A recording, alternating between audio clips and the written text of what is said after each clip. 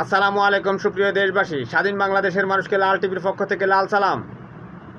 আবারও সাবেক অবৈধ প্রধানমন্ত্রী ভোটচোর, জঙ্গি, গুম খুনের রানী, ব্যাংক লুটেরা শেখ হাসিনার একটি ফোন কল রেকর্ড ফাঁস হয়েছে। সেখানে এক মন্ত্রীর সাথে কথোপকথনে শোনা যাচ্ছে, সে মন্ত্রীকে বলছে 2008 সালে ক্ষমতায় আসার পর কর্নেল তাহেরের স্ত্রী শেখ হাসিনার কাছে গিয়েছিল তাকে মহিলা সংরক্ষিত আসনের সংসদ সদস্য বানানোর জন্য।